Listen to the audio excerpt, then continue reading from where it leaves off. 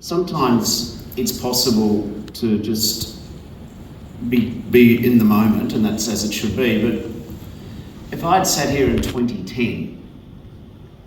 when we were talking about an NDIS and I'd said to everyone, oh, no problems, in 13 years there'll be a scheme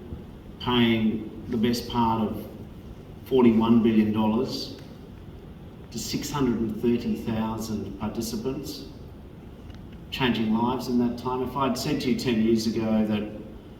this is what the world will look like in 13 years' time, that people with disability will be receiving appropriately a scheme on its track to be 2% of the national economy,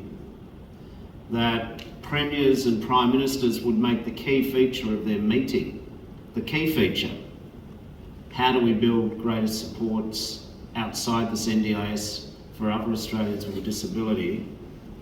If I'd said that there'd be 325,000 people working in a sector that hadn't been invented yet,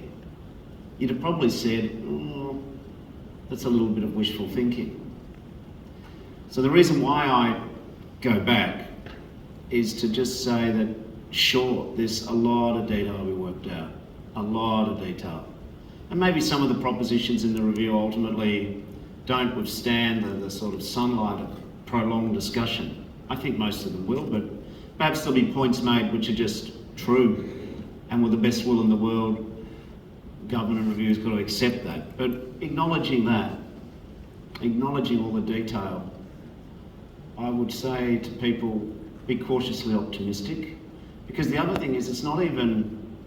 me that anyone has to trust, or premiers or prime ministers or other politicians. It's do we trust ourselves to keep what we've got and to improve on it. In other words,